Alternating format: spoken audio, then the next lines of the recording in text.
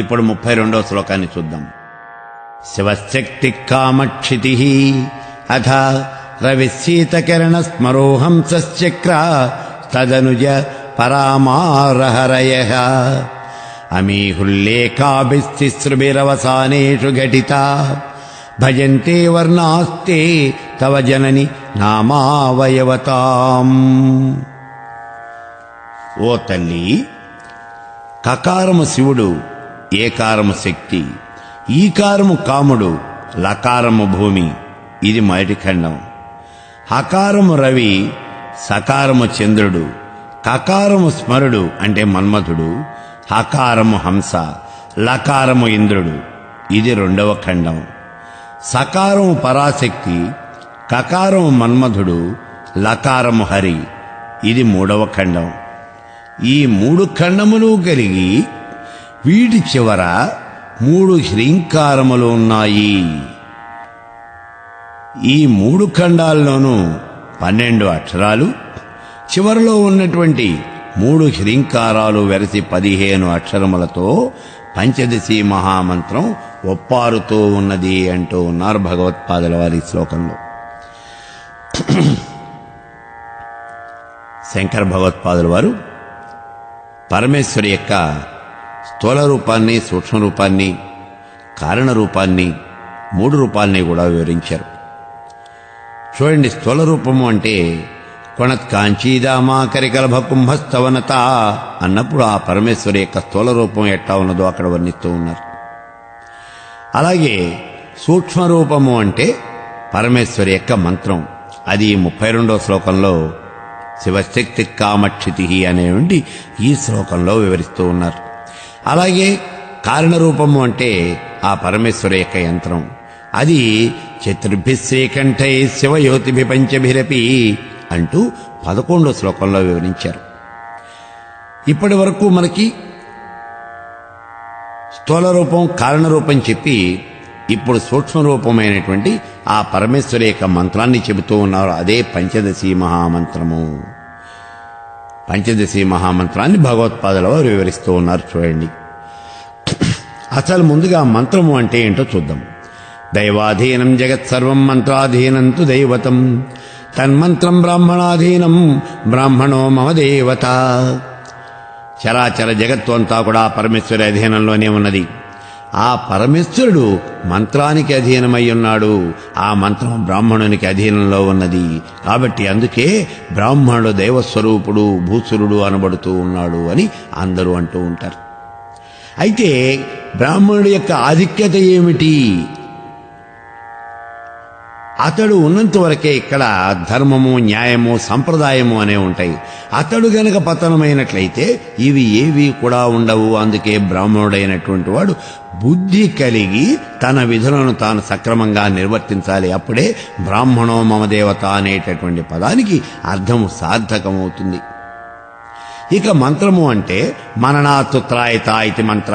మననం వలన మననం చేసేటటువంటి వాడిని రక్షించేటటువంటి దాన్ని మంత్రము అని అంటారు. దేవతల యొక్క దయకు పాత్రులు కావాలి అంటే మంత్ర జపం చేయాలి. దీన్నే మనం ఉపాసన అని అంటాం. ప్రాచీన కాలం నుంచి మన దేశంలో అనేక రకాలైనటువంటి ఉపాసనా మార్గాలున్నాయి. వీటిల్లో గాణాపత్యం, శైవం, వైష్ణవం, శాక్తేయం వంటివి చాలా ఎక్కువగా ఉన్నాయి. శక్తిని ఆరాధించేటువంటి వాళ్ళని శాక్తేయులు అని అంటారు. శాక్తేయంలో అనేక రకాలైనటువంటి మార్గాలున్నాయి. వీటిల్లో శ్రీ విద్య ఇది బహుళ ప్రాచుర్యం పొందినటువంటిది. శ్రీ విద్యనే చంద్రకళా విద్య అని కూడా అంటారు. శ్రీ విద్యలో పంచదశి మహామంత్రం ముఖ్యమైనటువంటిది. అరణి మధిస్తే అగ్ని ఎట్లా పుడుతుందో అలాగే మంత్రాన్ని జపించినట్లయితే శక్తి పుడుతుంది. ఆ శక్తి సాధకుడికి సర్వార్థాలు చేకూరుస్తుంది. బీజాక్షరాల చేత సంపుటం చేయబడినటువంటి మంత్రజపం వల్ల దేవతల యొక్క అనుగ్రహము అనే త్వరగా కలుగుతుంది. ఆయా దేవతల యొక్క తత్వాలకు అనుగుణమైనటువంటి బీజాక్షరాలు మంత్రాలకు సంపుటీకరణ చేయబడ్డాయి. బీజాక్షరాలు అంటే ఎక్కడి నుంచో ప్రత్యేకంగా ఏం రాలేదు. భాషకు ఉన్నటువంటి 51 అక్షరాలే ద్విత్వాలుగా, సంయుక్తాక్షరాలుగా, బిందు సంయుక్తములుగా, దీర్ఘములుగా అనేక రకాలుగా ఉంటాయి. ఇవే బీజాక్షరాలు అంటే. ఇందులో మూలం సంస్కృత భాషలో ఉన్నటువంటి అక్షరాలే అని మనం గుర్తుంచుకోవాలి. ఇప్పుడు పరమేశ్వర బీజం ఓంకారము, అలాగే ఈం లక్ష్మీ బీజం, ఐం వాగ్బీజం, క్లీం మన్మథ బీజం, హ్రీం శక్తి బీజం, గం గణపతి బీజం. ఈ రకంగా దేవతలకే కాకుండా పంచభూతాలకు కూడా బీజాక్షరాలు ఉన్నాయి. లం పృథ్వీ బీజం, హం ఆకాశ బీజం, యం వాయు బీజం, రం అగ్ని బీజం, వం అమృత బీజం. ఇలా ప్రతి మంత్రంలోనూ దేవత పేరుంటుంది. అలాగే దేవతకి సంబంధించినటువంటి బీజాక్షరాలు కూడా ఉంటాయి. మనం అనేక రకాలైనటువంటి యంత్రాలు కూడా చూస్తూ ఉంటాం. ప్రతి యంత్రంలోనూ కూడా ఆ దేవతకు సంబంధించినటువంటి మంత్రం ఉంటుంది. అలాగే ఆ దేవతకు సంబంధించినటువంటి బీజాక్షరాలు కూడా అక్కడ ఉంటాయి. ఈ మంత్రాల్లో పంచదశి మహామంత్రానికి ఓ రకమైనటువంటి ప్రత్యేకత ఉంది. ఏమిటి అంటే దీనిలో ఉన్నటువంటి బీజాక్షరాలు, అసలు ఈ మంత్రంలో బీజాక్షరాలు ఉన్నాయే, ఆ బీజాక్షరాలు ఒకటే ఉంటాయి, అంతేగాని దేవత పేరు అనేది ఉండదు. పంచదశి మహామంత్రంలో బీజాక్షరాలు మాత్రమే ఉంటాయి, దేవత పేరు మాత్రం ఉండదు. కానీ ప్రతి మంత్రంలోనూ దేవత పేరు ఉంటుంది. ఈ పంచదశి మహామంత్రంలోనే అక్కడ దేవత పేరు ఉండదు. చూడండి, ఓం నమ శివాయ శివ పంచాక్షరి, ఓం నమో నారాయణాయ అష్టాక్షరి, దుమ్ దుర్గాయ నమః దుర్గా మంత్రం. ఇలా ప్రతి మంత్రంలోనూ కూడా ఆ దేవత యొక్క పేరు ఉంటుంది. కానీ పంచదశి మహామంత్రంలో మాత్రం దేవత యొక్క పేరు అనేది ఉండదు, కేవలం బీజాక్షరాలే ఉంటాయి. అలాగే పంచదశి మహామంత్రానికి యంత్రరూపమైనటువంటి శ్రీచక్రానికి కూడా ప్రత్యేకత ఉంది. ఇందులో మిగిలిన యంత్రాల్లో లాగా దేవత పేరు గాని బీజాక్షరాలు గాని ఏమీ ఉండవు. ఇది కేవలము రేఖా నిర్మితము.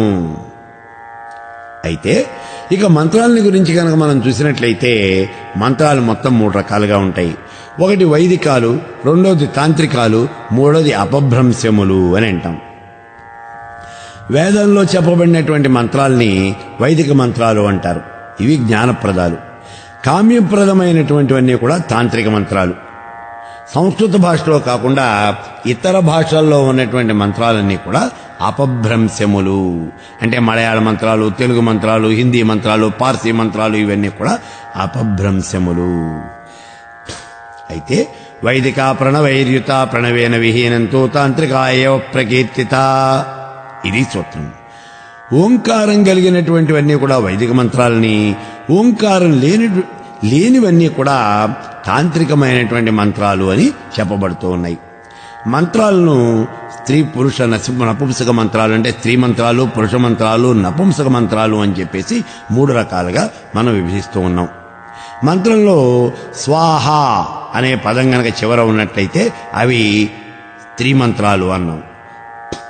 హుంపటు అనే పదాలు గనక చివర ఉన్నట్లయితే అవి పురుష మంత్రాలు అన్నాం.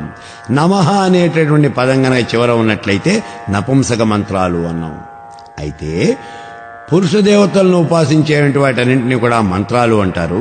స్త్రీ దేవతలను ఉపాసించేటువంటి మంత్రాలని విద్య అంటారు.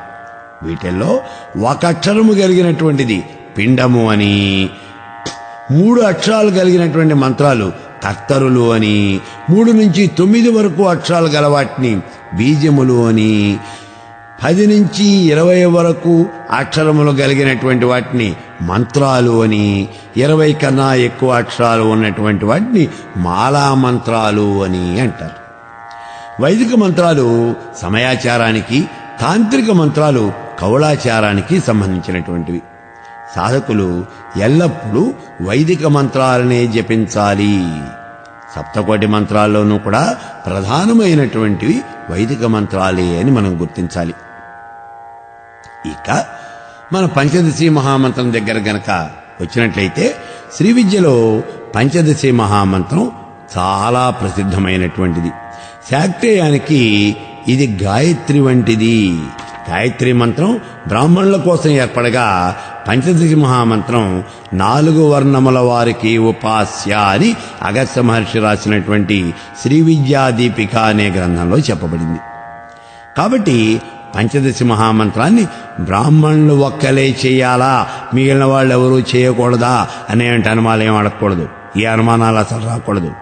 ఈ మంత్రం అంటే పంచదశి మహామంత్రం ఏ జాతి వారైనా, ఏ కులం వారైనా, ఏ మతం వారైనా సరే చేయొచ్చు.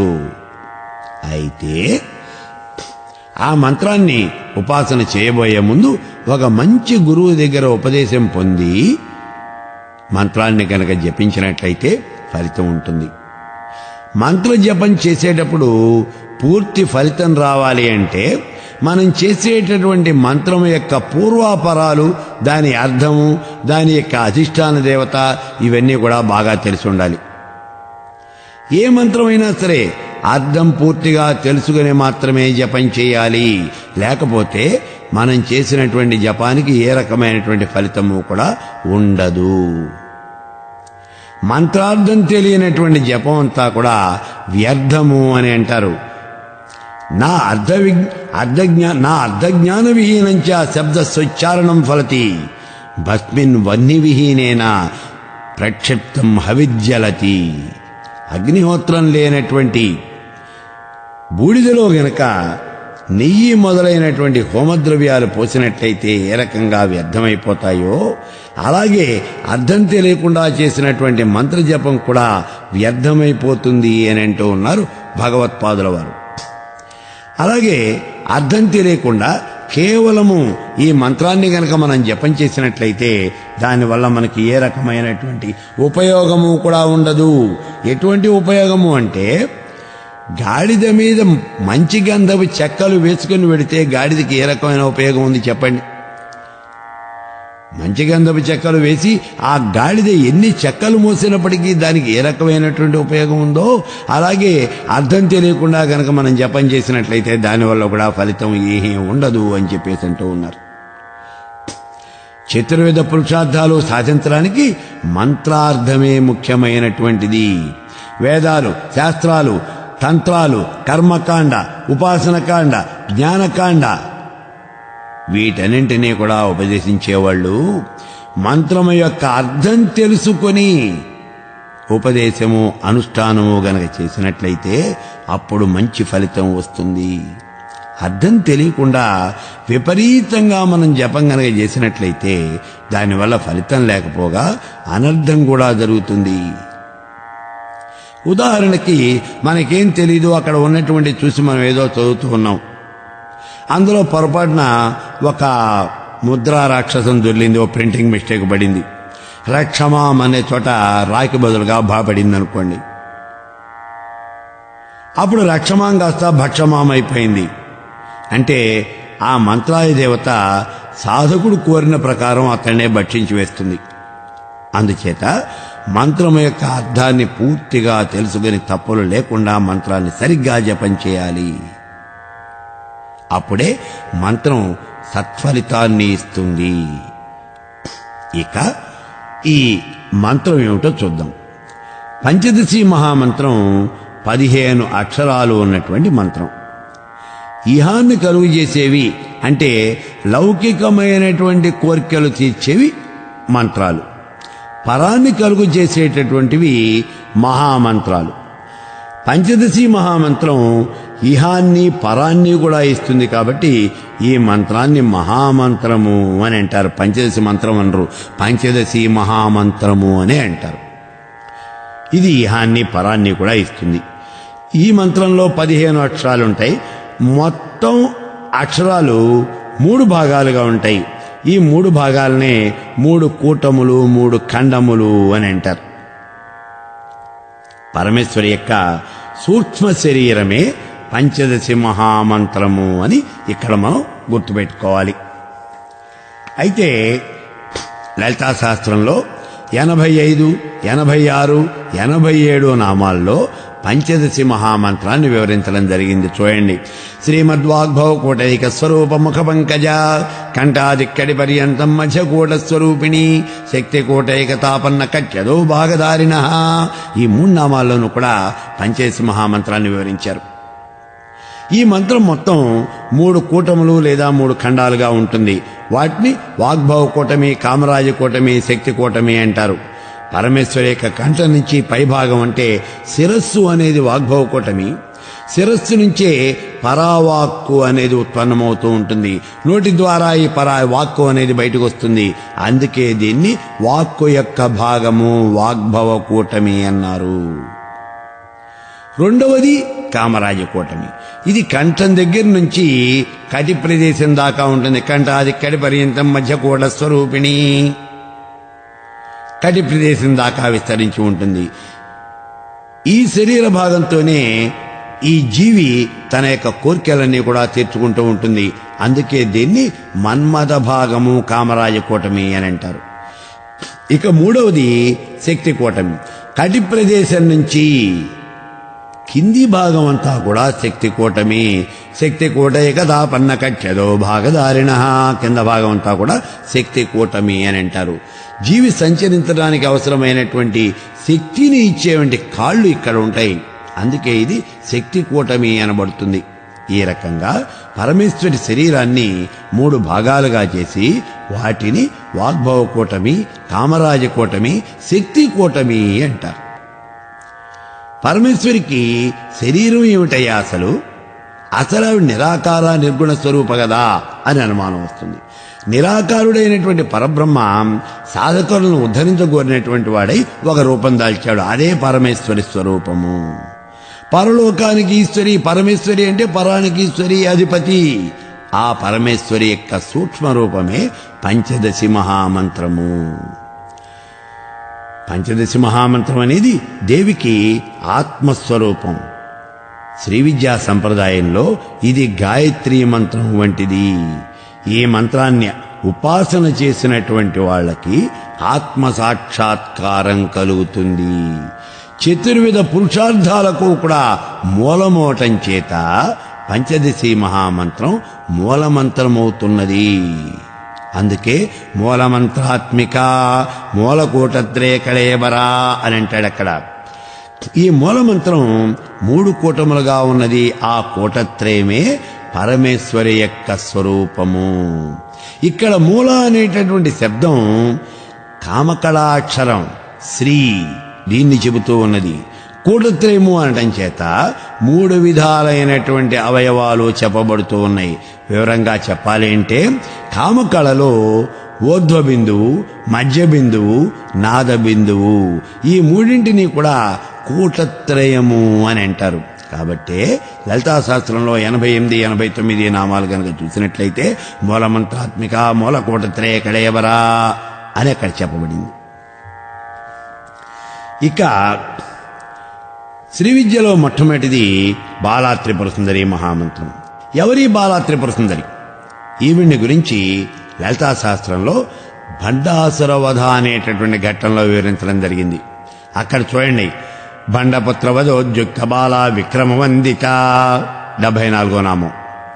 భండాసురుడితో యుద్ధం చేస్తూ ఉన్నప్పుడు భండాసురుని యొక్క కుమారులు 30 మంది ఒక్కసారిగా పరమేశ్వరుని చుట్టుముట్టారు.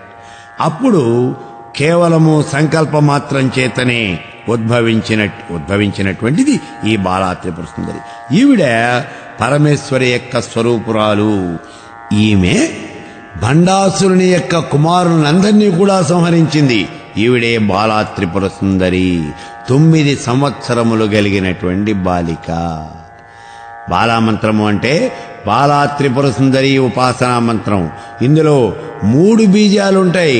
అవి అనులోమ విలోమంగా ఉంటాయి. అంటే మొత్తం 6 బీజాలు అవుతాయన్నమాట. ఈ 3 బీజాలు కూడా వాగ్భవ బీజము ఐంకారము, కామరాజ బీజము క్లీంకారము, శక్తి బీజము సౌహ్కారము. ఐం క్లీం సౌహ్ ఇవి అనులోమ విలోమంగా ఉంటాయి. కాబట్టి ఐం క్లీం సౌహ్ సౌహ్ క్లీం ఐం ఇది బాలామంత్రం. మానవుడికి ఇహంలో కావలసినటువంటి అర్ధకామాలను సాధించి పెట్టేటటువంటివి ఈ 3 బీజాక్షరాలు కూడా. వీటిని అనులోమ విలోమంగా చెప్పటం వల్ల వాటి శక్తి కొన్ని రెట్లు పెరుగుతుంది. శ్రీ విద్యలో 2వ దశలో చెప్పేటటువంటి మంత్రం ఉన్నదే అది పంచదశి మహామంత్రం. ఇప్పుడు ఈ బాలామంత్రము అంటే ఇక్కడ చూడండి, ఈ బాలామంత్రం ఎలా ఉంటుంది, బాలా ఏమిటి ఆవిడ యొక్క పరిస్థితి అని కనుక మనం చూసినట్లయితే, అరుణ కిరణజాలైరంచితాశ అవకాశాః విధృత జపటీకా పుస్తకా భీతిహస్త ఇతరవరకరాజ్య పుల్లకల్హార సంస్థ నివసతు హృది బాల నిత్య కళ్యాణశీల. అరుణారుణ ఛాయలతో ప్రకాశిస్తూ పై 2 చేతులతోనూ కూడా పుస్తకము అక్షమాల ధరించి, కింది 2 చేతులలోనూ అభయ వరద ముద్రలు ధరించి పద్మాసనాసేనయే అయినటువంటి ఆ దివ్యమంగళమూర్తి నా హృదయ పీఠమునందు నివసించుగాక అని చెప్పేసి ఈ సాధకుడు ఆ బాలా త్రిపుర సుందరీ దేవిని ప్రార్థిస్తూ ఉన్నాడు. శ్రీ విద్యలో మొట్టమొదటిది ఈ బాలామంత్రం. ఇక 2వ మంత్రాన్ని గనక చూసినట్లయితే ఇది పంచదశి మహామంత్రము. ఇది కూడా 3 కూటములుగానే ఉంటుంది. వాగ్భవ కూటమి, కామరాజ కూటమి, శక్తి కూటమి. పూర్వకాలంలో ఎంతో మంది మహానుభావులు ఈ పంచదశి మహామంత్రాన్ని జపించి తరించారు. మనుశ్చంద్ర కుబేరశ్చాలోపాముద్రా చ మన్మదః అగస్త్యరగ్ని సూర్యశ్చ ఇంద్రస్కంద శివస్తథా క్రోధభట్టారకో దేవ్యా ద్వాదశాదో ఉపాసకాః. మనువు, చంద్రుడు, కుబేరుడు, లోపాముద్ర, మన్మధుడు, అగస్త్యుడు, అగ్ని, సూర్యుడు, ఇంద్రుడు, కుమారస్వామి, శివుడు, దుర్వాసుడు అనేటటువంటి 12 మంది ఈ మంత్రాన్ని జపించి తరించారు అని చెప్పేసి చెప్తూ ఉన్నారు. అట్లాగే మానసోల్లాసము అనేటటువంటి గ్రంథంలో విష్ణు శివస్వర జ్యేష్ఠో మనుశ్చంద్రో ధనాధిప లోపాముద్రా తదా అగస్త్య స్కంద కుసుమ సాయక సురాధీసో రోహిణీయో దత్తాత్రేయో మహాముని దుర్వాసా ఇది విఖ్యాత ఏతే ముఖ్య ఉపాసకాః. ఇలా అనేక మంది ఈ పంచదశి మహామంత్రాన్ని జపించి తరించారు అని చెప్పేసి మనకు చెప్తూ ఉన్నారు. ఈ మంత్రాన్ని దర్శించినటువంటి వాడు, అసలు మంత్రాన్ని దర్శించినటువంటి వాడు ద్రష్ట, సృష్టించినటువంటి వాడు స్రష్ట. అయితే పంచదశి మహామంత్రాన్ని దర్శించి ఈ లోకానికి తెచ్చినటువంటి వాడు మన్మథుడు. అతడే ఈ మంత్రానికి ఋషి. అయితే కొంతమంది దక్షిణామూర్తి ఋషి అంటారు. కానీ వాడుకలోకి వచ్చేసరికి అనేక రకాలైనటువంటి సంప్రదాయాలున్నాయి. కొంతమంది మన్మథుడు, కొంతమంది దక్షిణామూర్తి, ఇలా కాకుండా ఇంకా అనేక మంది పేర్లు చెప్తూ ఉన్నారు. అది వాళ్ళ యొక్క సంప్రదాయం. ఏ సంప్రదాయాన్ని అంగీకరించాలి అన్నప్పుడు అన్ని సంప్రదాయాలని గౌరవించడం అనేది మన యొక్క విధి అనే మాటను మనం మర్చిపోకూడదు. అన్ని సంప్రదాయాలు గౌరవించాల్సిందే. మరి మనం ఏ సంప్రదాయాన్ని పాటించాలి? గురు సంప్రదాయాన్ని మాత్రమే మనం పాటించాలి అనే మాటని గతంలో చాలాసార్లు చెప్పుకున్నాం. ఇక ఈ పంచదశి మహామంత్రం ఎలా వచ్చింది అనేటువంటి విషయాన్ని చూద్దాం. ఇక్కడ ప్రళయం సంభవించినప్పుడు సృష్టి అంతా పరమేశ్వరుడిలో లీనమైపోయింది. ఇది ఎలా జరిగింది అంటే, ప్రళయం సంభవించినప్పుడు కర్మక్షయమైపోయినటువంటి జీవరాశి అంతా కూడా ముక్తి పొందింది. ఇంకా కర్మక్షయం కానటువంటి జీవరాశి అంతా కూడా తమ యొక్క కర్మను తమతో మూటగట్టుకున్నవై ఆ కర్మతో సహా మాయలో లీనమైపోయినాయి. ఆ తర్వాత భూమి జలంలో, జలం అగ్నిలో, అగ్ని వాయువులో, వాయువు ఆకాశంలో, ఆకాశం మాయయందు లీనమైపోగా వీటన్నింటినీ తనలో లీనం చేసుకున్నటువంటి ఆ మాయ పరమేశ్వరుల్లో లీనమైపోయింది. ఈ విధంగా సృష్టి అంతా కూడా పరమేశ్వరుల్లో లీనమైపోయింది. ఇప్పుడు వికారాలు లేనిది, సత్యజ్ఞానానందమైనది, పరిపూర్ణమైనది, సనాతనముగా ఉన్నది, ఏకముగా ఉన్నది, రెండవది లేనిది పరబ్రహ్మ స్వరూపం అనేది ఒక్కటే ఉన్నది. నిరాకారమైనటువంటి ఆ పరబ్రహ్మ స్వరూపంలో ఎడారులందు ఎండమావిలాగా, స్థాణువునందు దొంగవాడిలాగా స్ఫటికంలో ఉన్నటువంటి రేఖల్లాగా కనిపిస్తూ తెలుపు, ఎరుపు, నలుపు రంగులు కలిగి సమాన త్రిగుణాలు కలిగి అనిర్వచనీయమైనటువంటి మూల ప్రకృతి ఉన్నది. ఆ మూల ప్రకృతిలో ప్రతిబింబించినటువంటి పరబ్రహ్మయే సాక్షి చైతన్యము అని చెబుతూ ఉన్నది లలితా రహస్యోపనిషత్తు. పరమేశ్వర తత్వానికి రూపం లేదు, గుణం లేదు, లింగభేదం అనేది అంతకన్నా లేదు. ఇది తేజోమయమైనటువంటి కాంతి పుంజము. బ్రహ్మవాదులు దీన్నే పరమేశ్వరుడు అంటారు. ఇది శివశక్తుల యొక్క ఏకీకృత రూపము. సృష్టినంతటినీ కూడా ఈ రకంగా తనలో నిక్షిప్తం చేసుకున్నటువంటి ఆ పరమేశ్వరి ఇప్పుడు సృష్టి చేయాలి అని సంకల్పించింది. ఎందుకు చేయాలనుకున్నదట అంటే, ప్రళయం జరిగినప్పుడు కర్మక్షయం కాకుండా తనలో లీనమైపోయినటువంటి ఈ జీవకోటికంతటికీ కూడా కర్మక్షయం చేసి దానికి ముక్తి కలిగించాలి అనేటటువంటి ఉద్దేశంతో సృష్టి చేయాలి అని సంకల్పించింది పరమేశ్వరి. ఇప్పుడు సృష్టి ప్రారంభమైంది. ముందుగా ఆ పరమేశ్వరి నుంచి సత్వగుణ ప్రధానమైనటువంటి అవ్యక్తం వచ్చింది. అదే మాయా. ఈ మాయ పరమేశ్వరి యొక్క అధీనంలోనే ఉంటుంది. ఈ మాయ వల్లనే సృష్టి స్థితి లయాలన్నీ కూడా జరుగుతూ ఉన్నాయి. ఇప్పుడు ఈ అవ్యక్తం నుంచి రజోగుణ ప్రధానమైనటువంటి మహత్తత్వం పుట్టింది. అదే హిరణ్య గర్భుడు. ఈ మహత్తత్వం నుంచి తమోగుణ ప్రధానమైనటువంటి అహంకారం వచ్చింది. అదే విరాట్ రూపము. ఈ రకంగా ఆ పరమేశ్వరు నుంచి అవ్యక్త మహత్తత్వ అహంకారాలన్నీ వచ్చినాయి. ఈ అహంకారం నుంచే నామరూపాత్మకమైనటువంటి జగత్తు ఆవిర్భవించింది అని గతంలో మనం చెప్పుకున్నాం. అయినప్పటికీ ఈ ఆవిర్భావం అక్కడే మర్చిపోయి ఉంటాం. ఎప్పటిదప్పుడే మనం మర్చిపోతున్నాం. ఇది మనకి సహజమైనటువంటి లక్షణం. కాబట్టి ఇప్పుడు ఒక్కసారి మళ్ళీ దాన్ని మనం గుర్తు చేసుకుందాం. ఈ అహంకారం నుంచే నామరూపాత్మకమైనటువంటి జగత్తంతా కూడా ఆవిర్భవించింది. ముందుగా రూపాత్మకమైనటువంటి జగత్తు వచ్చింది. ఏమిటంటే అహంకారం నుంచి పంచభూతముల యొక్క సూక్ష్మ రూపాలైనటువంటి తన్మాత్రలు ఆవిర్భవించాయి. అవే శబ్దస్పర్శ రూపరసగంధాలు. ఆ తరువాత ఈ తన్మాత్రల యొక్క స్థూల రూపాలైనటువంటి పంచభూతాలు ఆవిర్భవించాయి. ముందుగానేమో సూక్ష్మరూపాలైనటువంటి తన్మాత్రలు వచ్చాయి. ఆ తరువాత వాటి యొక్క స్థూల రూపమైనటువంటి పంచభూతాలు ఆవిర్భవించాయి. ఇందులో మొట్టమొదటిగా ఆకాశం వచ్చింది. ఆకాశం నుంచి వాయువు, వాయువు నుంచి అగ్ని, అగ్ని నుంచి జలము, జలము నుంచి పృథివీ. ఈ రకంగా పంచభూతాలన్నీ ఏర్పడ్డాయి. ఇప్పుడు ఈ పంచభూతాలు ఇప్పుడు రూపాత్మకమైనటువంటి జగత్తుది. ఇక నామాత్మకమైనటువంటి జగత్తు అంటే గతంలో మనం చెప్పుకున్నాం చూడండి. అవ్యక్తం నుంచి ఓంకారం వచ్చింది. ఆ ఓంకారం నుంచి అకార ఉకార మకారాలు వచ్చాయి అన్నాం. ఈ అకార ముకార మకారాల నుంచి అక్షర సమన్వయం ఏర్పడింది. దాని నుంచి పదాలు, వాక్యాలు, మంత్రాలు, వేదాలు, ఉపనిషత్తులు, ఇక అన్ని శాస్త్రాలు, సంగీతం, సాహిత్యం అన్నీ కూడా వచ్చినాయి అన్నాం. ఈ రకంగా నామరూపాత్మకమైనటువంటి జగత్తంతా కూడా ఏర్పడింది. అయితే ఇక్కడ చూడండి, ఈ పంచభూతాలన్నీ కూడా పంచీకరణ చెందాయి. పంచీకరణ చెందటము అంటే ఏమిటి? పంచభూతాల్లో ముందుగా వచ్చినటువంటిది ఆకాశం. ఈ ఆకాశం యొక్క లక్షణం ఏమిటి అంటే శబ్దం.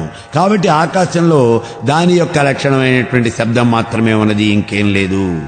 అలాగే ఆకాశం నుంచి వాయువు వచ్చింది. వాయువు యొక్క లక్షణం ఏమిటి అంటే స్పర్శ.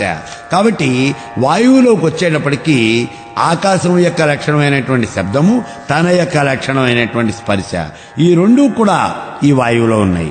వాయువు నుంచి అగ్ని వచ్చింది. అగ్ని యొక్క లక్షణం రూపం. అగ్నిలోకి వచ్చేటప్పటికి శబ్ద స్పర్శ రూపాలు 3 ఉన్నాయి. అగ్ని నుంచి జలం వచ్చింది. జలము యొక్క లక్షణం ఏమిటి అంటే రసం. కాబట్టి ఇందులో శబ్ద స్పర్శ రూప రసాలు 4 లక్షణాలు ఉన్నాయి. అలాగే 5వది ఏమిటి అంటే భూమి. జలం నుంచి భూమి వచ్చింది అన్నాం. భూమి యొక్క లక్షణం గంధం. కాబట్టి ఇక్కడ భూమిలో శబ్ద స్పర్శ రూప రసగంధాలు 5 లక్షణాలు ఉన్నాయి. ఈ రకంగా గనక మనం ఒక్కసారి లెక్క పెట్టినట్లయితే ఆకాశంలో శబ్దం, వాయువులో శబ్దము స్పర్శ, అగ్నిలో శబ్దము స్పర్శ రూపం, జలమునందు శబ్దము స్పర్శ రూపము రసము, భూమి యందు శబ్దము స్పర్శ రూపము రసము గంధము, ఇవన్నీ ఉన్నాయి. ఇదే పంచీకరణ. ఈ పంచీకరణలో ఇవన్నీ గనక మనం లెక్కబెట్టినట్లయితే 5, 4, 3, 2, 1 వెరసి 15 భాగాలవుతూ ఉన్నాయి. ఈ పంచభూతాలన్నీ కూడా 15 భాగాలవుతూ ఉన్నాయి. ఇప్పుడు ఈ రకంగా పంచభూతముల యొక్క పంచీకరణతో వచ్చినటువంటి ఈ 15 భాగాలే పంచదశి మహామంత్రంలో ఉన్నటువంటి 15 అక్షరములు. కాబట్టి పంచదశి మహామంత్రము అంటే పంచభూతాలే, అది అర్థం. ఈ సృష్టి పంచదశి మహామంత్రము, ఈ జగత్తే పంచదశి మహామంత్రము అని అర్థం.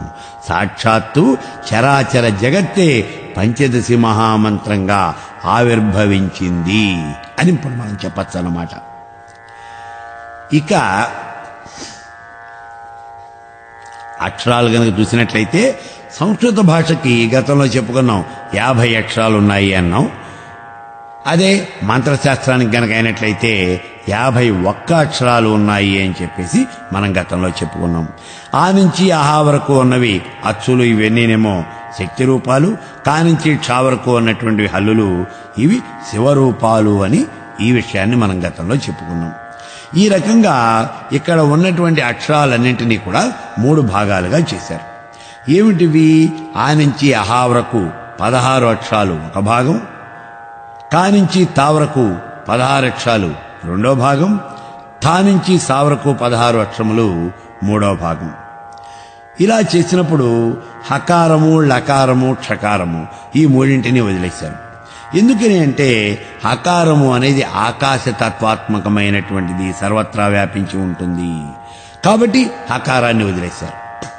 ఇక లకారం ఎందుకని? లళయోరభేద, లకారానికి లకారానికి తేడా లేదు కాబట్టి ఈ లకారాన్ని వదిలేశారు. మరి క్షకారం ఎందుకు వదిలిపెట్టేశారు అంటే ఇది కాషాల యొక్క మిశ్రమము. ఈ కారణం చేత క్షకారాన్ని కూడా వదిలేయటం జరిగింది. ఇప్పుడు హ, ల, క్ష ఈ మూడింటిని వదిలేస్తే ఆ నుంచి సా వరకు ఉన్నటువంటివి కేవలము 48 అక్షరాలు. వాటిని పైన చెప్పినట్లుగా ఒక్కొక్క భాగానికి 16 అక్షరాల చొప్పున 3 భాగాలుగా చేశారంటే 3 16 48. వాటిలో సత్వరజస్తమో గుణాలు, త్రిమూర్తుల యొక్క తత్వాలు అంటే సృష్టి స్థితి లయాలు, చంద్ర సూర్య అగ్నుల యొక్క తత్వాలు, అవస్థాత్రయము జాగ్రత్త స్వప్న సుషుప్తులు ఇవన్నీ కూడా చేర్చబడ్డాయి. వీటిల్లో షోడశ నిత్యలను కూడా చేర్చబడ్డాయి. ఈ షోడశ నిత్యలను గురించి ఇప్పటికి మనం చాలాసార్లు చెప్పుకున్నాం. చూడండి, కామేశ్వరి, భగమాలిని, చిక్కిలన, భేరుండ మొదలైనటువంటి ఈ నిత్యలన్నీ కూడా ఈ 16 నిత్యల్ని ఇందులో చేర్చడం జరిగింది. వీటిల్లో ఈ 16వ నిత్యే మహాత్రిపుర సుందరి. అయితే మనం గతంలో చెప్పుకున్నాం, వశిష్ఠ సంహితలోనేమో ఈ మహాత్రిపుర సుందరి నిత్యని మొట్టమొదటి చెబితే వామకేశ్వర తంత్రంలో దీన్ని అంటే ఖడ్గమాల్లో ఈ నిత్యని ఆఖరికి చెప్పారు. ఇక శివదూతి అన్న రౌద్రి అన్న రెండు ఒకటే. ఇప్పుడు ఈ షోడశ నిత్యలు శుక్లపక్ష పాడ్యమి దగ్గర నుంచి పౌర్ణమి వరకు, అలాగే కృష్ణపక్ష పాడ్యమి మొదలు నుంచి అమావాస్య వరకు తిథుల రూపంలో ఉన్నారు. అంటే షోడశ నిత్యలే తిథులు, నిత్యలు తిథి స్వరూపాలు. ఇది ఇక్కడ మనం తెలుసుకోవాల్సినటువంటి విషయం. నిత్యలు అంటే ఈ షోడశ నిత్యలు తిథి స్వరూపాలు.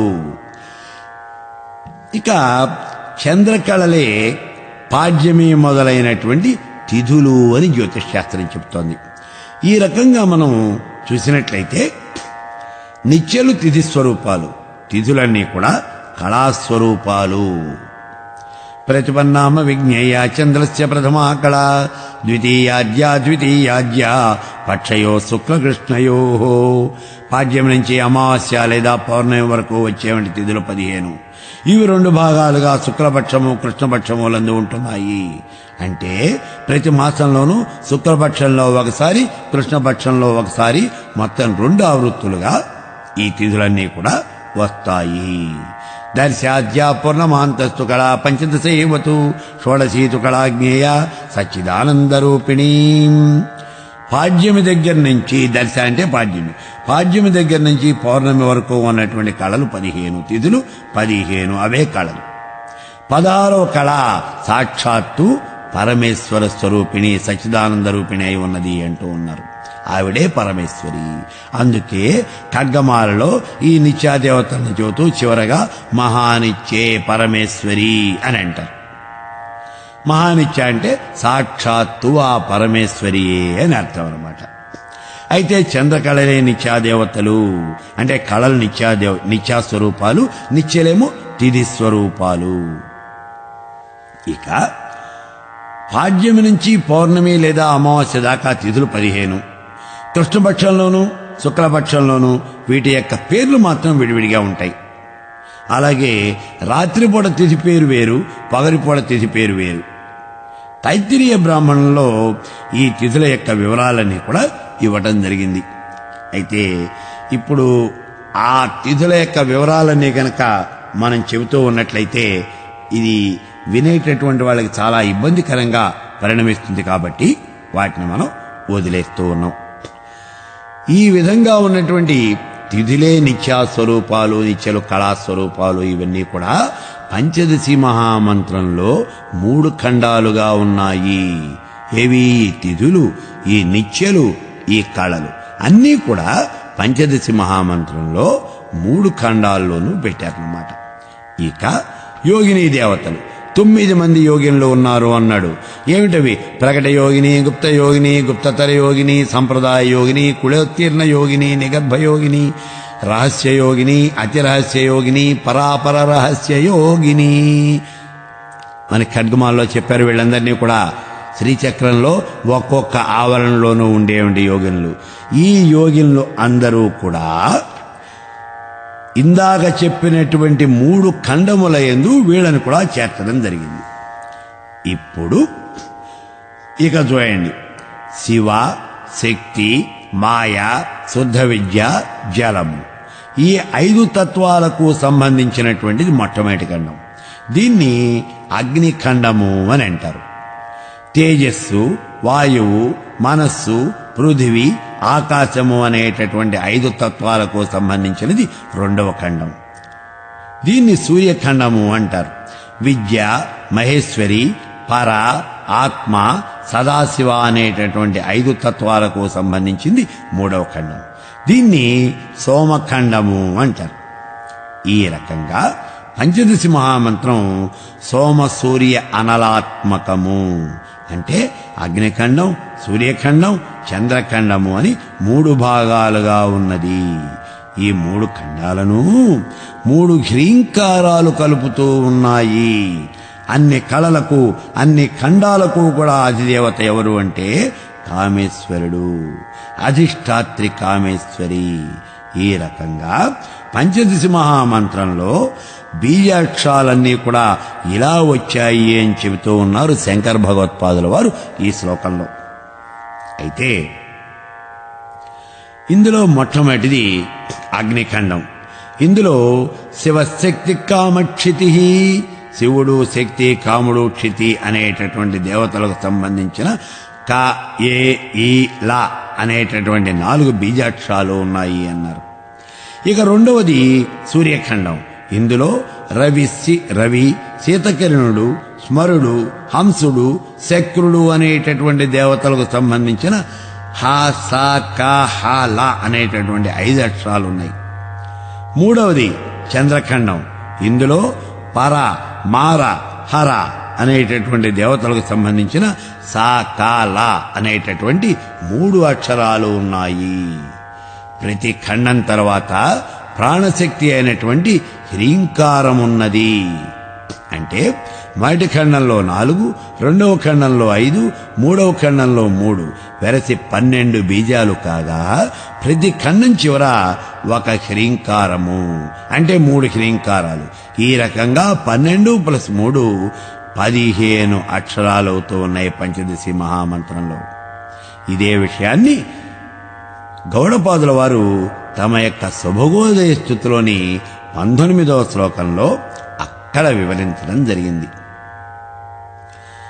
స్మరో మారో మార స్మరైతి పరో మార మదన స్మరానంగశ్చేతి స్మరమదన మారా స్మరైతి త్రికండ ఖండాంతే కలిత భువనేశ్యక్షరయుత చతుపంచార్ణాస్తే త్రైతి పంచాక్షరమను అంటూ ఈ మంత్రాన్ని అక్కడ 19వ శ్లోకంలో తమ యొక్క శుభగోదయ స్తుతిలో వివరించారు. ఇప్పుడు ఇంతకీ ఈ మంత్రం ఏమిటి? ఈ 3 ఖండముల చివర కూడా 3 హ్రీంకారాలు ఉన్నాయి. ఇవి భువనేశ్వరి బీజం హ్రీంకారం అనేది 3 హ్రీంకారాలు ఉన్నాయి అని చెప్పుకున్నాం కదా. మరి మంత్రం పూర్తిగా ఏమిటి అని అంటే కయేయేల హ్రీం హసకహల హ్రీం సకల హ్రీం. ఇది మంత్రం యొక్క పూర్తి రూపం. ఇది పంచదశి మహామంత్రము అని అన్నాం. శ్రీ విద్యకు గాయత్రి వంటిది పంచదశి మహామంత్రము అని కూడా మనం చెప్పుకోవడం జరిగింది. అయితే నతేషాం సిద్ధిదా విద్యా కల్పకోటి శతైరపి కత్రయం హద్రయం చైవ. నతేషాం సిద్ధిదా విద్యా కల్పకోటి శతైరపి. ఈ విషయం తెలియకుండా ఈ మంత్రాన్ని ఎన్ని రోజులు జపం చేసినప్పటికీ అది సిద్ధించదు అంటున్నాడు. ఏ విషయాన్ని తెలుసుకోవాలట? కత్రయం హద్వయం చైవ సేవ భాగ ప్రకీర్తితః. ఈ మంత్రంలో కత్రయం 3 కకారాలు, హద్వయం చైవ 2 హకారాలు. ఈ 3 కకారాలు 2 హకారాలు ఈ 5 అక్షరాలుట సేవభాగ ప్రకీర్తితః. ఇవి సాక్షాత్తు పరమశివుడితోనే చెప్పబడ్డాయి. ఇవి శివుడి యొక్క భాగాలు అని చెప్పేసి అంటూ ఉన్నాడు. మరి శక్త్యక్షరాణి శేషాణి హ్రీంకారముభయాత్మక.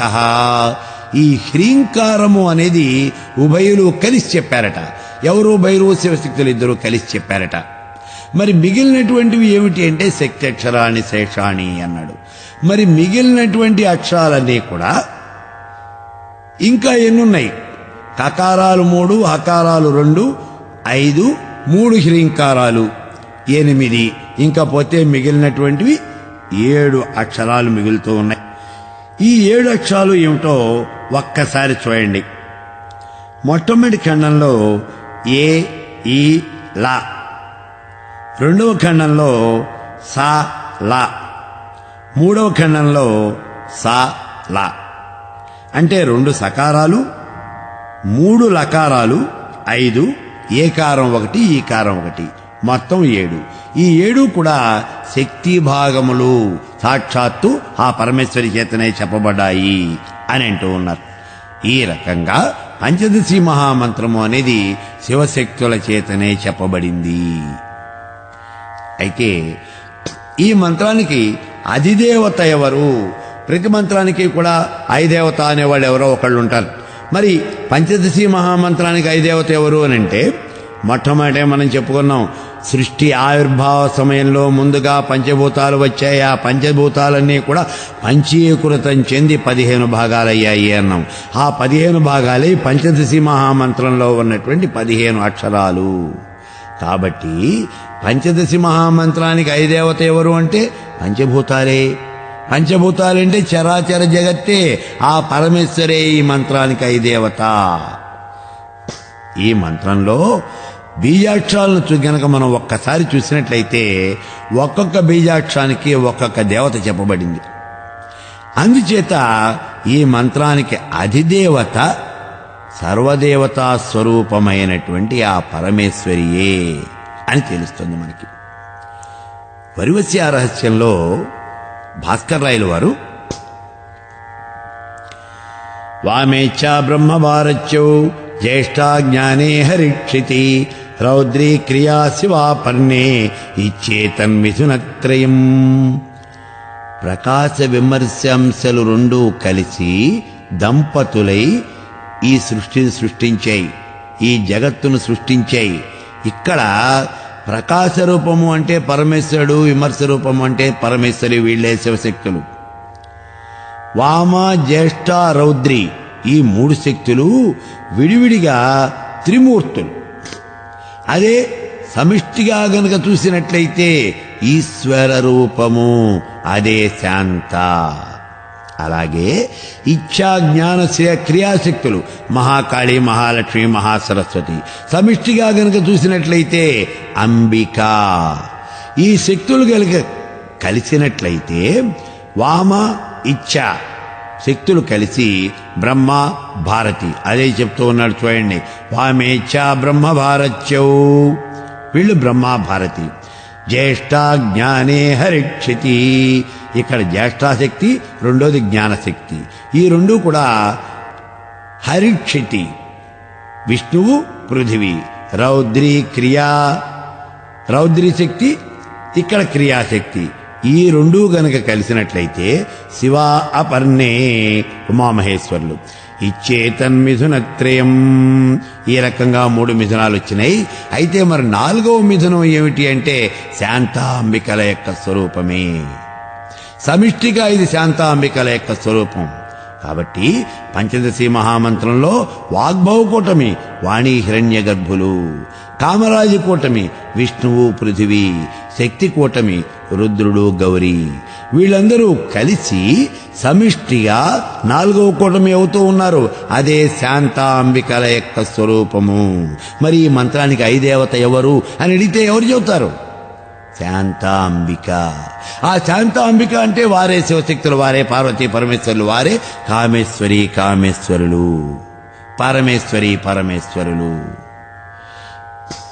ఇక హాది విద్య కాది విద్య అని చెప్పేసి ఇక్కడ ఈ మంత్రంలో కొంత తేడా ఉంది. అక్షర సమన్వయం 2 రకాలుగా ఉన్నది అని గతంలో మనం చెప్పుకున్నాం. నృత్తావసానే నటరాజరాజో సనాదడెక్కానో పంచవారం. ఆ రుద్రుడు నాట్యం చేస్తూ తాండవం చేస్తూ 14 సార్లు తన డక్కను వాయించాడు. అప్పుడు ఈ 14 సార్లు వాయించినటువంటి ఆ శబ్దం కాస్తానేమో పాణినికి 14 సూత్రాలుగా వినిపించింది. అవే వ్యాకరణ సూత్రాలు, మహేశ్వర సూత్రాలు అని చెప్పారు. దీన్ని ఆధారంగా చేసుకుని పాణిని వ్యాకరణం రాశాడు అని గతంలో మనం చెప్పుకున్నాం. అయితే దీని ప్రకారం ఆ నుంచి అహా వరకు అచ్చులు, హా నుంచి లా వరకు హల్లులు. అంటే హల్లులు హకారంతో మొదలవుతాయి. గతంలో మనం చెప్పుకున్నాం చూడండి. 5వ సూత్రం ఏమో హకారంతో మొదలవుతుంది, 14వ సూత్రం లకారంతో పూర్తవుతుంది. కాబట్టి వాటిని హల్లులు అని అన్నారు. అయితే శబరవర్మ అనేటటువంటి వాడు శాబరతంత్రం రాస్తూ కానించి క్షా వరకు ఉన్నవి హల్లులు అన్నాడు. ఇక్కడ హల్లులు కకారంతో మొదలవుతాయి, క్షకారంతో పూర్తవుతాయి. ఈ అక్షరాలు హాది విద్యలో గనక అయినట్లయితే 50 ఉంటాయి. కానీ కాది విద్యలో గనక చూస్తే 51 అక్షరాలు ఉన్నాయి. అంటే క్షకారం వచ్చి ఇక్కడ చేరుతుందన్నమాట. అక్షరాలు హకారంతో గనక మొదలైనట్లయితే అవి హాది మాతృకలు అంటారు. కకారంతో గనక మొదలైతే కాది మాతృక అని అంటారు. పంచదశి మహామంత్రం కకారంతో గనక మొదలైనట్లయితే కాది విద్య అవుతుంది. అలాగే హకారంతో గనక మొదలైనట్లయితే అది హాది విద్య అవుతుంది. హాది విద్యలో యమనియమాలుంటాయి, కానీ కాది విద్యలో మాత్రం యమనియమాలు అనేవి ఎక్కువగా ఉండవు. ధర్మాచరణ విషయంలో కొంత స్వేచ్ఛ అనేది ఇవ్వబడింది. అయితే ఈ మంత్రానికి అసలు ఈ మంత్రం ఏమిటి, ఇక్కడ ఈ మంత్రానికి ఋషి ఎవరు అనేటటువంటి విషయాలు గనక మనం ఒక్కసారి చూసినట్లయితే ఋషి దక్షిణామూర్తి దక్షిణాచార ప్రవర్తక హైగ్రీవస్తదాచేవం వామేచ ఆనంద భైరవ అని చెప్పి మనకి సూత్రం దొరుకుతోంది. దీన్ని బట్టి హైగ్రీవుడు దక్షిణామూర్తి ఇద్దరు కూడా దక్షిణాచార సంపన్నులే. కానీ ఆనంద భైరవుడు మాత్రం వామాచార సంప్రదాయం కలిగినటువంటి వాడు అని చెబుతూ ఉన్నారు. హాది విద్యలో మంత్రంలో ఉన్నటువంటి దేవతల యొక్క బీజాలు కొన్ని మారుతూ ఉంటాయి. కాది విద్యలో మార్పు ఏం లేదు, కానీ హాది విద్యలో మాత్రం కొన్ని బీజాక్షరాలు మారుతూ ఉన్నాయి. ఇక్కడ హాది విద్యలో లోపాముద్ర ఉపాసించినటువంటి మంత్రం ఒక్కసారి చూడండి. హసకల హ్రీం, హసకహల హ్రీం, సకల హ్రీం. మళ్ళీ ఒక్కసారి చూడండి తేడా లేకుండా. హసకల హ్రీం, హసక హల హ్రీం, సకల హ్రీం. ఇది లోపాముద్ర ఉపాసించినటువంటి మంత్రం. గతంలో మనుశ్చంద్ర కుబేరశ్చ అంటూ 12 మంది ఈ మంత్రాన్ని ఉపాసించినటువంటి మహానుభావులు అని చెప్పాం. వాళ్లలో మన్మధుడు మొదలైనటువంటి వాళ్ళందరూ కూడా కాది విద్యను ఉపాసించగా, లోపాముద్ర, సూర్యుడు, శివుడు, విష్ణువు మొదలైనటువంటి వాళ్ళందరూ కూడా హాది విద్యను ఉపాసించారు. అయితే మరి హాది విద్య, కాది విద్య అని 2 రకాలుగా ఉన్నప్పుడు ఏ విద్యను మనం ఉపాసించాలి అని అడిగితే, ఇక్కడ భిన్న రీతులలో ఇలా మంత్రం ఉన్నప్పుడు హాది విద్య, కాది విద్య అని మంత్రం ఉన్నది కదా. ఇలాంటప్పుడు ఈ రెండింటిలో గనక చూస్తే కాది విద్య శ్రేష్టమైనది అన్నారు. మరి కాది విద్యలో కూడా కామరాజ మంత్రము అంటే మన్మధుడు ఉపాసించినటువంటి మంత్రమే చాలా శ్రేష్టమైనది అని చెప్పి ఇక్కడ మనకి చెప్పడం జరుగుతూ ఉన్నది. పంచదశి మహామంత్రాన్ని మనం చెబుతూ ఉన్నప్పుడు ఇది చాలా గొప్పదైనటువంటి మంత్రము, మహామహిమ కలిగినటువంటి మంత్రము అన్నాం. ఇంత మహిమ కలిగినటువంటి మంత్రాన్ని మిగిలినటువంటి మంత్రాలతో గనక సంపుటం చేసి మంత్రజపం చేసినట్లయితే ఆ మంత్రాలకి ప్రయోజనం ఎక్కువగా చేకూరుతుంది. అంటే ప్రత్యేకమైనటువంటి ప్రయోజనాన్ని ఆశించి ఒక మంత్రాన్ని ఇంకో మంత్రంతో పూర్తిగా గాని కొంత భాగాన్ని గాని కలిపినట్లయితే దాన్ని సంపుటీకరణ అని అంటారు. పంచదశ మహామంత్రం సర్వోత్తమమైనటువంటిది, దీన్ని మించింది ఇంకోట్లేదు అని చెప్పుకున్నాం మనం. అందుచేత ఇతర మంత్రాలతో గనక ఈ పంచదశ మహామంత్రాన్ని సంపుటీకరణం చేస్తే ఆ మంత్రాలు త్వరగా సిద్ధిస్తాయి, వాటి ఫలితం కొన్ని రెట్లు పెరుగుతుంది. పంచదశ మహామంత్రాన్ని గాయత్రి మంత్రంతో గనక సంపుటీకరణం చేసినట్లయితే గాయత్రి మంత్రం యొక్క ఫలితం 10 రెట్లవుతుంది. ఈ రకంగా శైవ వైష్ణవ మంత్రాలన్నీ కూడా ఈ పంచదశ మహామంత్రంతో సంపుటీకరణం చేయటం జరుగుతోంది. ఈ పంచదశ మహామంత్రాన్ని బాలామంత్రంతో గనక సంపుటం చేసినట్లయితే సౌభాగ్య విద్య అంటారు. గణపతి మంత్రంతో సంపుటం చేస్తే విద్యా గణపతి అంటారు. గోపాల మంత్రంతో సంపుటం చేస్తే గోపాల సుందరి అంటారు. ఇంతవరకు బాగానే ఉంది. మరి అసలు ఈ మంత్రానికి అర్థం ఏమిటి అనేటువంటి విషయాన్ని మనం ఒక్కసారి చూసినట్లయితే, ఏ మంత్రానికైనా సరే అసలు ముందు అర్థం అనేది పూర్తిగా తెలియాలి. అర్థం తెలియకుండా కనుక మనం మంత్రాన్ని జపం చేసినట్లయితే, ఇందాక చెప్పుకున్నాం, గాడిద మీద మంచి గంధపు చెక్కలు వేసి తీసుకెళ్తే ఆ గాడిదకి ఏ రకమైన ఉపయోగం ఉందో అలా అర్థం తెలియకుండా మనం ఈ మంత్రాన్ని కనుక జపం చేసినట్లయితే మనకు కూడా అదే రకమైన ఉపయోగం అని చెప్పేసి భాస్కర్ రాయల వారు చెప్పారు. కాబట్టి పంచదశి మహామంత్రానికి అసలు అర్థం అనేది ఏమిటి అనేటటువంటిది ఇక్కడ ఒక్కసారి మనం చూడాలి. వ్యోమాది జనక హకరలసార్నైర్ ఘటేనా పంచభూతమయీ. ఇక్కడ చూడండి, వ్యోమాది జనక హకరసలార్నై ఘటనేనా పంచభూతమయీ. ఆకాశాది పంచభూతాలకు హకరసల అనేవి బీజాక్షరాలు. కాబట్టి పంచభూతాలు భూమి, జలము, అగ్ని, వాయువు, ఆకాశము. వీటిల్లో ఒక్కొక్క దానికి ఒక్కొక్క బీజాక్షరం ఉంది. పంచభూతాల్లో ప్రతి బీజానికి కూడా, ప్రతి భూతానికి కూడా ఒక్కొక్క బీజాక్షరం ఉంది. ఏమిటిది? హకార ద్వ్యోమ సంభూతం కకారస్తు ప్రభంజన రేఫాద్ అగ్ని సకారశ్చ జలతత్వ సముద్భవ లకార పృథివీ బీజాత్ తస్మాద్ విశ్వమయీ చ. హకారం ఆకాశతత్వాత్మకం, కకారం వాయువు, రకారం అగ్ని, సకారం జలం, లకారం పృథివీతత్వము. సృష్టి ప్రారంభ సమయంలో ఈ పంచభూతాలన్నీ కూడా పంచీకరణ చెంది మొత్తం 15 భాగాలైనాయి. అందులో ఆకాశం 5 భాగాలు, వాయువు 4, అగ్ని 3, జలం 2, భూమి 1 భాగము అయింది. వెరసి 15 భాగాలైనాయి. ఈ 15 భాగాలే పంచదశ మహామంత్రంలో ఉన్నటువంటి 15 అక్షరాలు. ఈ రకంగా గనక మనం లెక్కబెట్టినట్లయితే పంచదశి మహామంత్రంలో హకారాలు 5 ఉండాలి. ఒక్కసారి ఉన్నాయో లేదో చూడండి. రెండవ కూటమిలో 2 హకారాలున్నాయి. హసకహల 2 హకారాలున్నాయి. అలాగే 3 హ్రీంకారాలు, 3 హ్రీంకారాల్లోనూ 3 హకారాలున్నాయి. కాబట్టి 2, 3, 5 లెక్క సరిపోయింది. ఇక కకారాలు 4. అయితే మంత్రంలో కకారాలు 4 లేవు, 3 ఉన్నాయి. ఈ 3 కకారాలని సాధకులకు ప్రత్యేకగా చెప్పారు భాస్కర్ రాయల వారు. ఏమిటి ఈ సాధకులు? మనం గతంలో చెప్పుకున్నాం చూడండి, మానవ శరీరంలో మొత్తం 19 చక్రాలున్నాయి. ఈ 19 చక్రాలు కూడా 3 జట్లుగా ఉన్నాయి అన్నాం. ఆజ్ఞాంతం సకలం ప్రోక్తం తత్ సకల నిష్కలం ఉన్మన్యంతం పరేస్థానం నిష్కలంతు కళాశ్రయం అని 3 భాగాలు 3 జట్లుగా ఉన్నాయి అని చెప్పేసి చెప్పుకున్నాం. మొట్టమొదటి జట్లో 9 చక్రాలు, రెండో జట్లో 9 చక్రాలు, మూడో జట్లో ఒకటే చక్రము మహాబిందువు అని చెప్పుకున్నాం. ఇక్కడ ఆజ్ఞాచక్రం వరకు ఉపాసన చేసేటువంటి వాళ్ళేమో అధములు అని, ఆజ్ఞ దగ్గర నుంచి ఉన్మన దాకా ఉపాసన చేసేవాళ్ళు మధ్యములు అని, మహాబిందువునందు ఉపాసన చేసేవాళ్ళందరూ కూడా ఉత్తమాధికారులు అని చెప్పేసి ఇక్కడ మనం చెప్పుకోవడం జరిగింది. కాబట్టి ఈ 3 కకారాలు కూడా ఈ 3 రకాలైనటువంటి సాధకులకు ప్రతీక అని చెప్పేసి ఇక్కడ చెప్పారు. ఇక అగ్నిబీజం చూడండి.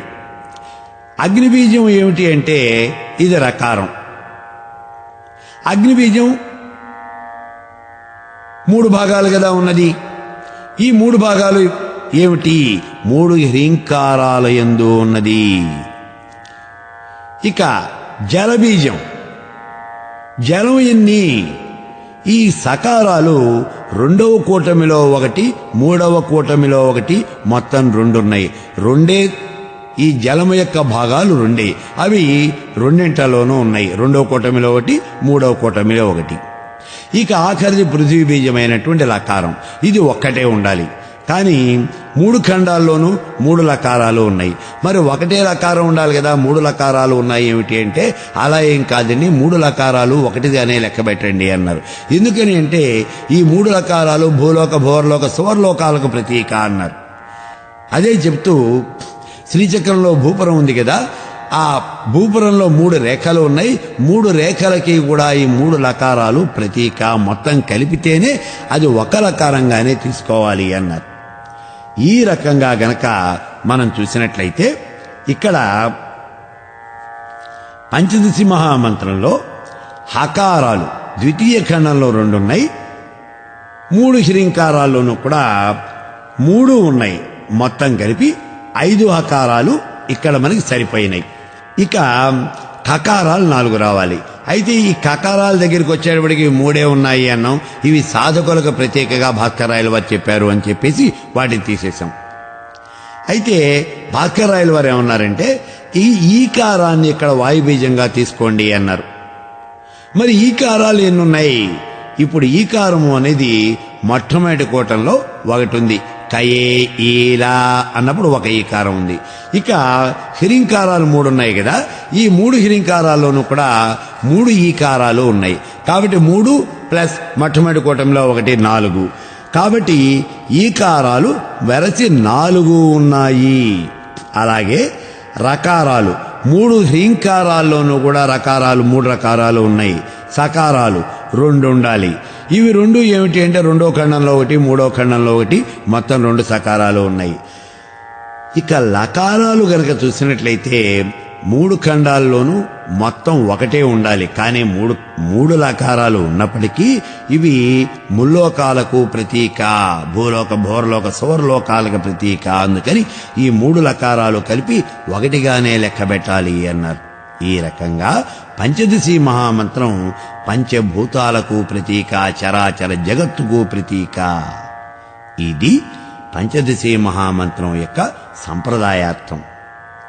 ఇక ఇందులో ముఖ్యమైనటువంటి భావార్థాన్ని గనక చూసినట్లయితే ప్రకాశ విమర్శాంశలు 2 కలిపి మిథునమై ఈ జగత్తును సృష్టించాయి. ఇందులో ప్రకాశాంశ అంటే పురుషుడు, విమర్శాంశ అంటే స్త్రీ. అయితే ప్రకాశ రూపం వ్యష్టిగా వామ, జ్యేష్ఠ, రౌద్రి అనబడుతూ ఉన్నది. ఇందులో ఉన్నటువంటి వామాది శక్తులే సృష్టి స్థితి లయాలకు కారకులైనటువంటి బ్రహ్మ, విష్ణువు, రుద్రుడు. వీళ్ళే త్రిమూర్తులు. సమిష్టిగా శాంత అనబడతారు. అలాగే విమర్శ శక్తి కూడా వ్యష్టిగా ఇచ్ఛా జ్ఞాన క్రియాశక్తులవుతూ ఉన్నది. ఇవే త్రిశక్తులు: సరస్వతి, పృథివీ, గౌరి. సమిష్టిగా అంబిక అనబడుతుంది. వీళ్ళంతా కూడా కలిసి మొత్తం 4 జట్లు, 4 మిథునాలు అవుతూ ఉన్నారు. వీళ్ళని ఇందాక మనం చెప్పుకున్నాం చూడండి. వామేచ బ్రహ్మ భారత్యో జ్యేష్ఠాజ్ఞాన హరిక్షితి రౌద్రీ క్రియా శివాపర్ణే ఇచ్చేతన్మిథునత్రయం. వామ, ఇచ్ఛ వీళ్ళు బ్రహ్మ, భారతి. జ్యేష్ఠ జ్ఞానశక్తులే విష్ణువు, పృథివీ. రౌద్రీ క్రియాశక్తులే శివుడు, అపర్ణ. వీళ్లే ఉమామహేశ్వరులు. వీరందరూ కలిసి సమిష్టిగా 4వ కూటమి అవుతూ ఉన్నారు. ఆ 4వ కూటమే శాంతాంబిక. పైన చెప్పినటువంటి 3 కూటాలే పంచదశి మహామంత్రంలో ఉన్నటువంటి 3 కూటములు. ప్రథమ కూటమి సృష్టి రూపం, ద్వితీయ కూటమి స్థితి రూపం, 3వ కూటమి సంహార రూపము. వీటిల్లో సృష్టి కార్యక్రమానికి బ్రహ్మాభారతి, స్థితికి విష్ణువు, పృథివీ, లయానికి శివుడు, గౌరీ అధిపతులు. దీని ప్రకారం ప్రథమ కూటమిలోని బీజాలకు అర్థం ఏమిటి అంటే: కకారో బ్రహ్మరూపశ్చ ఏకారో భారతీమతం, ఈకారో విష్ణురూపశ్చ లకారో పృథివీమతం, హకారో రుద్రరూపశ్చ రకారో రుద్రాణి ముచ్యతే. ఇక్కడ ఏముంటున్నాడో చూడండి. మొట్టమొదటిది ఏమిటి? మొట్టమొదటి కూటమి క ఏ ఈలా క్రీం. ఇక్కడ కకారో బ్రహ్మరూపశ్చ ఏకారో భారతీమతం. కకారము అంటే బ్రహ్మ, ఏకారము అంటే భారతి. ఈకారము అంటే విష్ణువు, లకారము అంటే పృథివీ. మరి హ్రీంకారంలో ఉన్నటువంటి హకారమేమో రుద్రుడు, రకారమేమో రుద్రాణి అవుతుంది. అలాగే ఇప్పుడు ప్రథమ ఖండంలో ఉన్నటువంటి ఈ బీజాక్షరాలకు అర్థం ఏమిటి అంటే త్రిమూర్తి ద్వంద్వము. మరి ద్వితీయ ఖండంలో గనక చూసినట్లయితే ద్వితీయ ఖండంలోకి వచ్చేప్పటికి కొంచెం తేడా కనిపిస్తోంది. ఏమిటది? ఈ ద్వితీయ ఖండంలో భాస్కరాయల వారు ఏమంటున్నారంటే హ స క హ ల అనేటటువంటి 5 అక్షరాలు ఉన్నాయి. ఇందులో రెండవసారి వచ్చినటువంటి హకారాన్ని, రెండోసారి వచ్చింది చూడండి, హకారం 2 సార్లు వచ్చింది. ఆ రెండవసారి వచ్చినటువంటి హకారాన్ని తీసుకెళ్లి 3వ కూటమికి ముందు పెట్టండి అన్నారు. అప్పుడేమవుతోంది? 2వ కూటమి హసకల, 3వ కూటమి కూడా హసకల అవుతుంది. ఇప్పుడు 2 కూటములకు అర్థం ఏమిటి అనంటే హకారో బ్రహ్మరూపశ్చ సకారో భారతీమతం, కకారో విష్ణురూపశ్చ లకారో పృథివీమతం, హకారో రుద్రరూపశ్చ రకారో రుద్రాణి ముచ్యతే.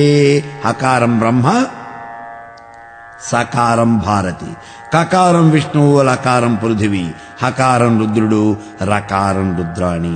ఈ రకంగా పంచదశి మహామంత్రంలో ఉన్నటువంటి ప్రతి కూటమికి కూడా అర్థం ఏమిటి అంటే త్రిమూర్తి ద్వంద్వమే.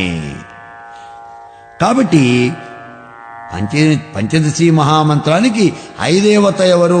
అర్థం ఏమిటి అంటే పంచదశి మంత్రానికి ఐదేవత ఎవరు అంటే సాక్షాత్తు ఆ పరమేశ్వర స్వరూపమే ఈ పంచదశి మహామంత్రానికి అధిదేవత అని చెప్పేసి ఇక్కడ మనం చెప్పడం జరుగుతూ ఉన్నది. ఇక ఈ పంచదశి మహామంత్రం నుంచే శ్రీచక్రం కూడా ఆవిర్భవించింది అని జ్ఞానార్ణవతంత్రంలో చెప్పబడింది. శ్రీచక్రంతు వరారోహే శ్రీ విద్యార్ణవ సంభవం. శ్రీచక్రం పంచదశి మహామంత్రంలోంచి బీజాక్షరాల వల్లనే పుట్టింది.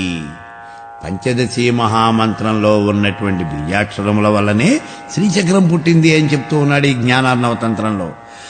ఎలాగట అంటే భూమిశ్చంద్రశివో మాయా శక్తి కృష్ణమాదనవు అర్ధచంద్రశ్చ బిందుశ్చ నవార్ణో మేరు రుచ్యతే. పంచదశి మహామంత్రంలో మొత్తం 15 అక్షరాలున్నాయి. కానీ ఒక్కసారి లెక్క పెట్టినటువంటి అక్షరాన్ని మళ్లీ కనుక లెక్క పెట్టకుండా ఉన్నట్లయితే, ఒకసారి లెక్కేసినటువంటి అక్షరాన్ని మళ్లీ లెక్కేయకూడదు.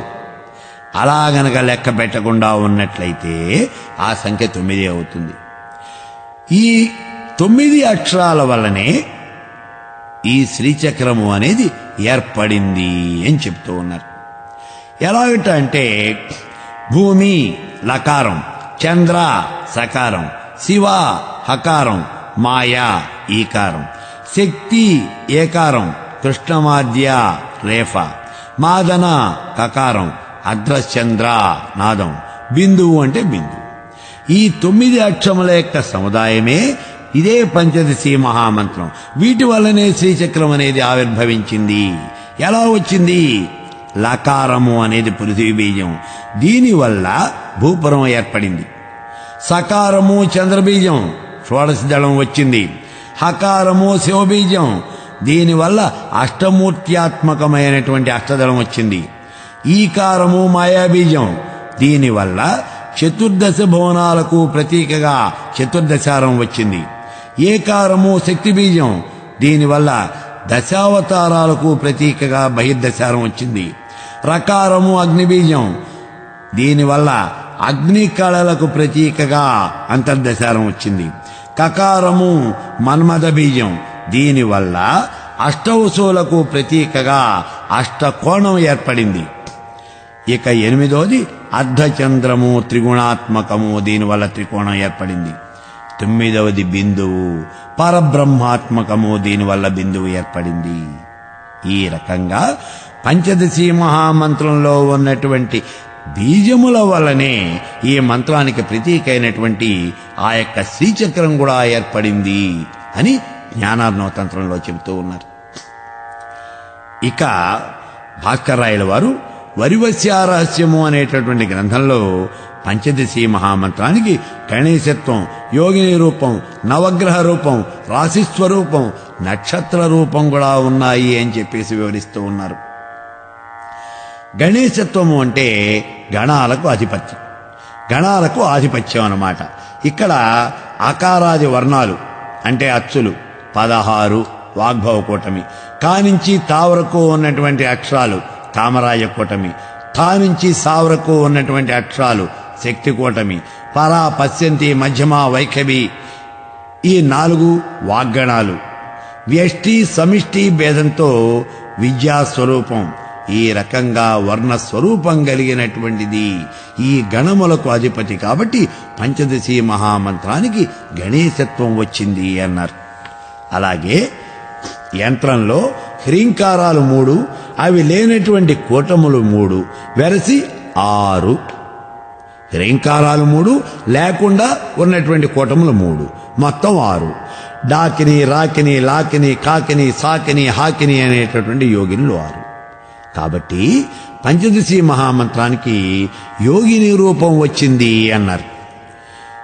ఇక నవగ్రహ రూపం పంచదశి మహామంత్రంలో బిందువులు 3, నాదములు 3, బిందువు నాదము లేనటువంటి కూటములు 3, వెరసి 9, గ్రహాలు 9.